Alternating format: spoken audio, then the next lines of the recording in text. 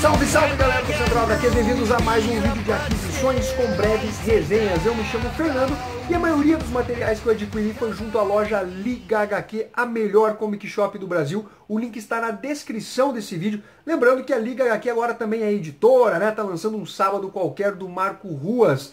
Além disso, tem a loja física na cidade de São Paulo. Tudo isso está na descrição desse vídeo.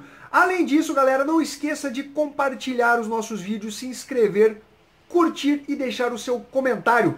Vamos começar aqui com os materiais que têm ou já tiveram ou terão resenhas específicas aqui no canal.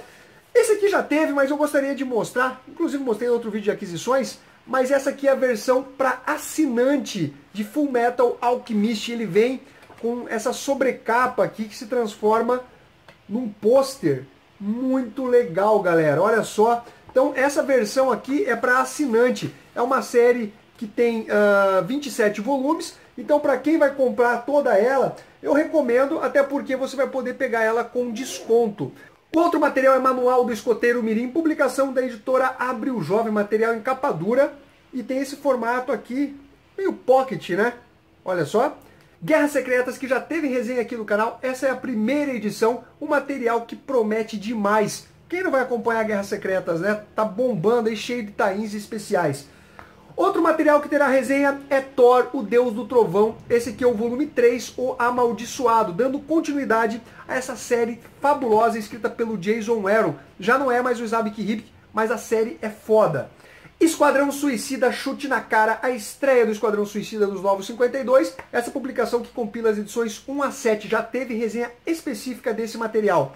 Gotham contra o Crime, esse é o volume 2, Alvos Fáceis, série fabulosa que vai ter resenha tanto do volume 1 como do volume 2 em breve aí. Galera, já compre esse material porque ele é foda. E para finalizar, nós temos ainda o lançamento de Demolidor volume 3 do Frank Miller e Klaus Jansson, uma série aclamada pela crítica, já teve resenha do volume 1 e do volume 2 e também terá do volume 3. Começando com as breves resenhas, um lançamento da editora Panini Comics, um álbum de figurinhas Strange Cards Dragon Ball Z Fusion. Uma publicação que tem o preço de R$ 9,90, 24 páginas. A Panini, que é líder no segmento aí de álbuns de figurinhas pelo mundo. Então nós temos aqui toda a fase do Dragon Ball Fusion, com os personagens mais marcantes da série, os vilões. Nós temos o Cell, o Freeza, olha só. Vou mostrar aqui para vocês mais um pouquinho. São cerca de 180 cards. Cada envelope ele vem com cerca de 4 cards. Então você pega esse envelopinho aqui e vem com 4 cards com bordas metalizadas. Quem é fã vai gostar bastante. Inclusive aqui tem algumas informações na parte de trás de cada card. Além disso, eu achei uma informação bem interessante, que quem quiser completar a sua coleção, você pode fazer pedidos pela internet e pelo correio. Né? Aquela carta que está faltando, mesmo você trocando com amigos, às vezes você não consegue fechar. Então é um material aí para os fãs de Dragon Ball e para quem gosta de colecionar figurinhas. Eden, edição número 6, publicação da editora JBC, formato de luxo, né? Engloba 2 mangás em um único volume, uma série que será concluída em 9, série sensacional, mistura ficção científica com violência urbana, com terrorismo, com entidades secretas, grupos paramilitares. O negócio aqui é multicultural, eu diria. E a gente vê a evolução do personagem Elias, né? Ele que começa tranquilo ali, vivendo uma espécie de Éden junto com a sua irmã, e depois ele já está meio que corrompido por esse ambiente que ele está vivendo. A arte é sensacional, é um material para maiores de 18 anos, porque, galera, as mortes aqui são literalmente cruéis. O autor não poupa ninguém. E além disso, são feitas revelações sobre o vírus, né, que atacou a humanidade, formado por coloides, que acabou endurecendo o corpo das pessoas. E você descobre que, na verdade, esse ser aí, que parece uma estalactite, assim, né, dá pra ver aqui pela imagem, ele tem consciência. Então eles seriam talvez o próximo passo da evolução humana. Galera, essa série de ficção científica, ela é simplesmente fabulosa. Vou mostrar mais pra vocês. Olha a violência aqui, o dedo, cara. O autor manda bem demais, ele sabe desenhar de tudo. É uma série com emoção, com drama, com muita violência, questões filosóficas. Eu indico demais Eden, fica a dica para vocês. The Seven Deadly Sins, volume 16, publicação da editora JBC, uma série cheia de ação, de aventura, com boas doses de humor.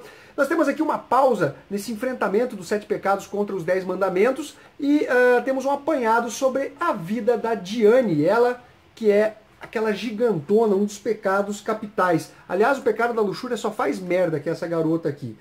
E nós temos aqui um pouco do passado mostrando os enfrentamentos que ela fazia quando o gigante, que na verdade os humanos meio que usavam os gigantes e ela não se sentia confortável com essa situação. Um mangá muito foda que vale a pena você acompanhar. A Diane acabou perdendo a memória e os outros pecados têm que ir atrás dela, né? Porque é amiga e eles precisam se juntar, melhorar até o nível de poder para combater os 10 mandamentos. Assassination Classroom, volume 13, publicação da editora Panini Comics, um material muito divertido, legal, diferente do que eu costumo ler. É doido esse material, mas ele traz uma sensação muito boa, porque nós temos o professor, né, que promete destruir o planeta Terra até determinado período, e os alunos da turma precisam matar ele. Então nós temos a continuação aqui do enfrentamento com o Deus da Morte. Então os alunos precisam bolar várias estratégias para poder superar esse maior matador do mundo. Além disso, nós vamos ter um novo combate ali, entre aspas, né? Na verdade, uma disputa com a turma A, que seria a turma principal dos mais inteligentes, que deve ser explorada nos próximos volumes, e a mãe do Shiota, que quer tirar ele da turma E. Ela que nem sabe do que está rolando, que na verdade o filho está sendo treinado para se tornar um assassino. Mas não é só isso. Eles têm ensinamentos morais, de filosofia, de multiculturalismo. Os caras realmente estão se especializando. Uma série muito legal que eu indico para vocês. One Punch Man, volume 3, publicação da editora Panini Comics. Todos os volumes vêm com essas capas em 3D, que é uma ideia muito simples, mas ao mesmo tempo genial. Eu acho uma sacada, assim, muito foda. E nesse volume nós temos o Saitama, né, o carecão aqui da capa. Ele, que é o super-herói protagonista, junto com o seu discípulo Genos, que querem entrar para a Associação de Heróis. Associação de Heróis que seria uma espécie de credenciamento para você se tornar um herói conhecido, apoiado inclusive pela própria polícia. E eles vão fazer vários testes para poder entrar nessa Associação de Heróis, e cada um recebe uma nota, podendo ser classificado em classes S, classe A, classe B, classe C, e todas elas são ranqueadas. Mas rola ali um certo ciúme entre os heróis, eles que precisam se comunicar até para enfrentar determinadas ameaças. Então o pessoal, preciso de heróis classe A para enfrentar determinada ameaça, porque o ser é muito poderoso. E temos mais um pouquinho do passado do Saitama. E galera, em termos de arte, é espetacular. Esse artista aqui, os enquadramentos que ele faz, ele coloca uns focos muito interessantes, ele embaça as imagens, a velocidade, tudo é muito bem feito, ele passa realmente um ar de ação, de movimento entre os quadros. Uma série que é divertidíssima, que eu acho que vale a pena você acompanhar. 21 Century Boys, publicação da editora Panini Comics, esse é o volume 1. Para quem não sabe, nós temos 20 Century Boys, que acabou, que teve um desenvolvimento sensacional, um furinho ou outro, pelo menos na minha opinião. E um final simplesmente decepcionante, broxante, ruim demais. E esse aqui eu acho que é uma tentativa de fechar eventuais pontas e até salvar esse final, mas o que eu duvido que vai acontecer. Basicamente nós temos o Keiji tentando descobrir a identidade do novo amigo, né? Você que acompanha sabe do que eu estou falando, e ele vai entrar naquela atração virtual, que é um jogo criado pelo amigo, com base nas memórias do próprio Kenji e dele. Então ele vai encontrar, inclusive, ele na sua versão mais jovem, buscando pistas sobre o amigo.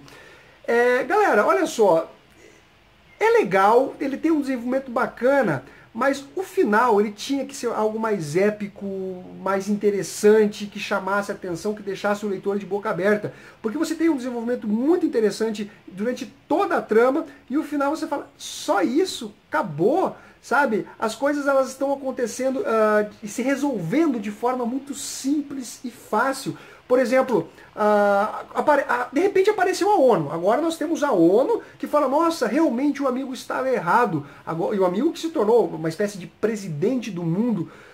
Você fala, pô, onde que estava a ONU nesse momento todo, sabe?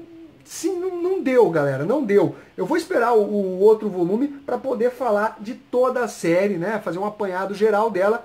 Mas, infelizmente, eu já fui até com uma má vontade para ler esse volume. Novamente, muito bem escrito, um bom desenvolvimento, mas com resoluções muito simplistas. Vagabond, volume 5, publicação da editora Panini Comics, material de luxo, né? Nós temos, olha, essa capa aqui, temos essas orelhinhas, páginas coloridas nessa edição. Vou mostrar aqui para vocês, olha só. É o papel offset. E basicamente o Musashi ele vai ter que enfrentar o mestre sucessor de um templo, ele é um lanceiro. E galera, o cara é muito foda, muito habilidoso. Você percebe a diferença de técnica entre os dois. Basicamente o mangá inteiro vai ser do combate entre esses dois personagens. Vou mostrar um pouco para vocês aqui da arte. Que, nossa, é de encher os olhos. Tanto na parte de movimentação, de enquadramento, o detalhismo. E mostrando o quanto o Musashi é foda. O cara que não tem medo. Pelo menos parece que não. O cara ataca com muita violência, ele compensa a falta de técnica dele, combatendo com agressividade. Olha os desenhos, que sensacional! Mangá simplesmente espetacular. E como eu falei, nós temos basicamente só luta entre os dois personagens durante o mangá inteiro. E você fica assim lendo, apreensivo, querendo ver o que vai acontecer com os personagens. Essa capa aqui demonstra o estado que eles vão ficar, né? Mangá sensacional que vale a pena você comprar. Cavaleiro das Trevas 3, Raça Superior, livro 4. Vem com esse spin-off aqui da Batgirl, desenhada pelo Frank Miller. Esteticamente ele não é bonito, mas o Frank Miller continua mandando bem demais no jogo de luz e sombra, nos enquadramentos, nos ângulos dos personagens, cenas de combate e de ação.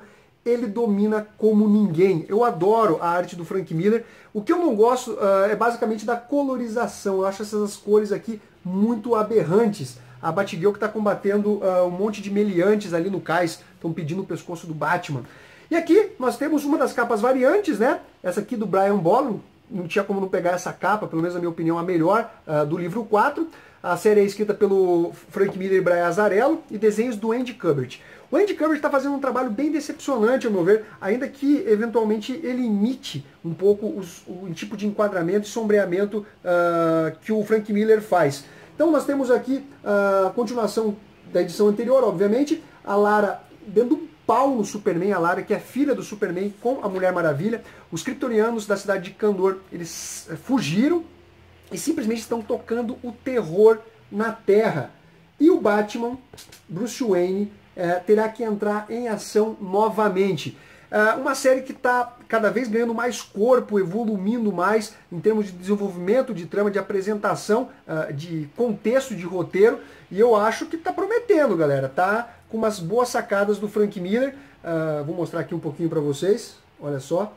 Tem páginas muito bem desenhadas, como essa aqui eu gostei bastante, do Andy Kubert, mas de modo geral ele está deixando a desejar. E nós vamos ter aí um personagem aí da Liga da Justiça que vai dar as caras, até então ele não tinha aparecido. Então nós temos como extras nessa edição alguns rascunhos, layouts aqui do Andy Kubert, ainda não finalizados a lápis. E esse desenho aqui horrível do Frank Miller, olha só, isso aqui ficou feio demais. Que Mulher Maravilha, princesa, não tem nada de princesa isso aqui. Beleza, galera? Liga da Justiça da América, edição número 4, publicação mensal da editora Panini Comics. Tem aqui a contracapa. São histórias da Liga da Justiça da América e do Cyborg. Continuação da saga envolvendo o deus kryptoniano Hal. O Superman e o Batman estão desconfiados, principalmente o Batman, né, das ações desse Deus que está simplesmente fazendo bem, todo benevolente, curando pessoas, ajudando os pobres, os enfermos. Só que descobre-se que está relacionado ao sangue das pessoas. Eles descobrem, não vou falar para não soltar spoilers, que está tendo alguma modificação no sangue das pessoas. Além disso, nós temos o Hal Jordan, Lanterna Verde, que acabou caindo em Krypton 250 mil anos no passado, e vai ter, basicamente no futuro, você já percebe ali que o presente e o passado eles vão começar a se alinhar com as descobertas do Hal Jordan. Um arco de histórias bem interessante, escrito e desenhado pelo Brian Hitch, e depois nós temos a história do Cyborg, que sinceramente é bem fraquinha. Não fosse os desenhos do Ivan Reis, brasileiro Ivan Reis, que desenha simplesmente demais. O cara é um fenômeno. Tudo que ele faz é foda, desde o desenho menor, o quadramento menor, ao quadro menor, e é tudo muito foda. Basicamente o Cyborg está tendo que lidar com uma raça alienígena que está atrás da caixa materna, que ele acabou incorporando no seu próprio corpo robótico. Uma série que eu acho que vale a pena, principalmente pela história da Liga da Justiça da América. Liga da Justiça número 46, mensal da editora Panini Comics, Guerra de Darkseid, que é o que me interessa dentro dessa publicação. Nós temos depois histórias da Liga da Justiça Unida e dos Novos Titãs, histórias ok, nada demais. E temos o enfrentamento, enfim, do Anti-Monitor com o Darkseid. Os heróis aqui, vocês estão vendo, são meros espectadores. Eles não podem fazer nada quando esses dois titãs estão colidindo. É uma batalha cósmica, épica. Tem várias reviravoltas na trama. Obviamente, Karibak enfrentando membros da Liga da Justiça. Tem a filha do Darkseid, que na verdade está do lado do Anti-Monitor, quer ver a morte do pai. Ela que é filha do Darkseid com a Amazona. Eu não vou mostrar muito aqui para não soltar spoilers, mas nós temos o Corredor Negro, que é um novo deus. Ele é basicamente um emissário da morte. Estou gostando bastante dessas histórias aqui envolvendo o arco do Darkseid. Eu não posso mostrar aqui, senão vou soltar spoilers. Eu vou continuar acompanhando, lembrando que tem um especial também da Liga da Justiça, Guerra de Darkseid, que a Panini está lançando. Vampiro Americano, segundo ciclo, volume 2, publicação em capa cartonada, papel LWC, editora Panini Comics, continuação do volume 1, basicamente os três sobreviventes, que é a Pure Jones, o Skinner Sweet e o Calvin Poole, eles vão atrás dos vassalos da Estrela do Amanhã, que é um grupo secreto que combate vampiros. Eles enfrentaram um negociador, que seria o mal encarnado, a grande besta, que promete simplesmente matar qualquer tipo de ser, seja vivo ou não. Então, os vampiros estão nessa conta e também os seres humanos. E eles vão precisar unir forças em duas frentes. Basicamente, na área 51, a história se passa na década de 60. Então, na área de 51 e também no espaço. Toda a trama ela é muito bem desenvolvida, cria um ar assim de suspense, de um certo terror, e principalmente quando eles estão no espaço, assim, aquela coisa, será que eles vão conseguir? Eles precisam ter um satélite russo e eles precisam impedir que esse satélite mande uma informação para a Terra, porque a Rússia pode simplesmente bombardear os Estados Unidos, botar o fim do planeta. Tem um artefato que está em jogo. Os desenhos do Rafael Albuquerque são sensacionais. Nem precisa falar nada, né? O cara manda bem demais, o brasileiro Rafael Albuquerque. Só que, galera, apesar de todo esse desenvolvimento, a trama tem um final pífio. Scott Snyder não sabe fazer finais definitivamente. Tudo se resolve de maneira muito simplista, superficial. Parece que ele não tem coragem de fazer determinadas coisas na edição com determinados personagens. E daí você fala, porra, tipo, explodiu uma bomba lá. Morreu. Não, não morreu. Sabe, escapou. Aí tem umas coisas meio incoerentes também, quando o Skinner Sweet cai de órbita da Terra para o planeta Terra, umas coisas assim que eu particularmente achei bem inexplicável e ilógico, assim, até dentro do contexto do vampiro americano. Não achei que faz jus à própria mitologia criada pelo Scott Snyder. Homem-Aranha, Aranhaverso, volume 5, publicação da editora Panini Comics. Olha só, não é nem capa cartonada, ok? Mas o papel é LWC, de qualidade. O que eu achei um pouco de sacanagem foi que a Panini não avisou que não tinha a ver com o Aranhaverso, aquela saga que rolou, e foi até o volume 4. Então, a Aranhaverso vai continuar sendo publicado, mas basicamente como uma espécie de Teia do Aranha, sempre aquela mensal que traz histórias de personagens vinculados ao Homem-Aranha, especiais do Venom, Carnificina, Mulher-Aranha. E nós temos aqui um volume dedicado à Mulher-Aranha, a Jéssica. E a história é muito legal, muito divertida, ainda que eu torça o nariz para algumas coisas. Por exemplo, o autor não usa o poder de feromônios dela, né, de convencer os adversários a tomar determinadas ações. Simplesmente esqueceu desse poder, também esqueceu de outros poderes da personagem para poder encaixar no estilo de história que ele queria. Ela se torna uma investigadora, saiu dos Vingadores, e o Ben-Urich, ele que é aquele repórter amigo do Demolidor, convence ela a descobrir o que está acontecendo com parentes de vilões ali, classe C, D, E, vilões bem furrebas, como o Porco-Espinho, entre outros. Então ela precisa investigar esse mistério do sumiço, né? Sumiço com sequestro, porque tem dinheiro envolvido, aí uma espécie de extorsão na história.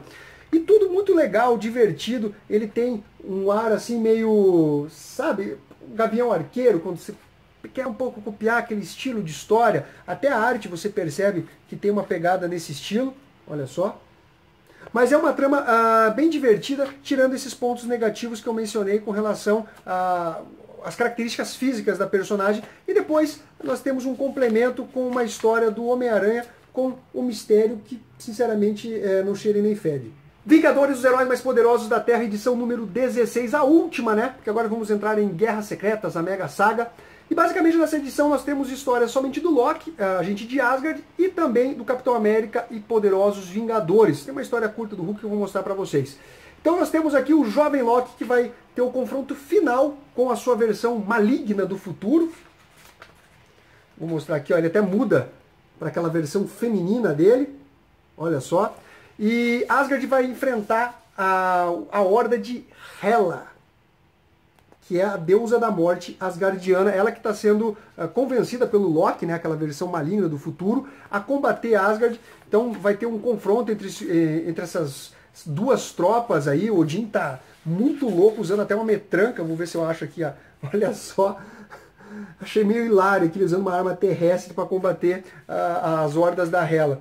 Então vai ter um confronto entre os dois, vai ter uma questão do papel do Loki em relação a Asgard, esse confronto com a sua versão maligna.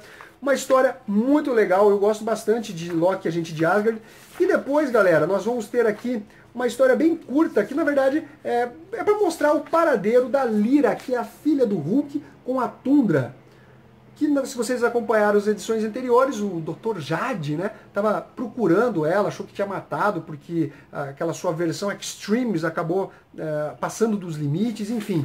E depois nós temos as histórias do Capitão América e Poderosos Vingadores, o Steve Rogers explicando o que rolou, né, com relação às incursões, que ele tentou salvar o planeta usando as joias do infinito. O Luke Cage questiona as ações do Steve Rogers e dá uma treta entre eles. Participação da Capitã Marvel, que é a Mônica, que eu gosto bastante dessa personagem. E tudo basicamente voltado para a preparação de terreno dos heróis para participar de guerras secretas. Então chegamos ao fim de Vingadores, os heróis mais poderosos da Terra. É isso aí, galera. Espero que vocês tenham curtido esse vídeo. Dê o seu like, curtam, compartilhem. Vamos até a próxima. Fui!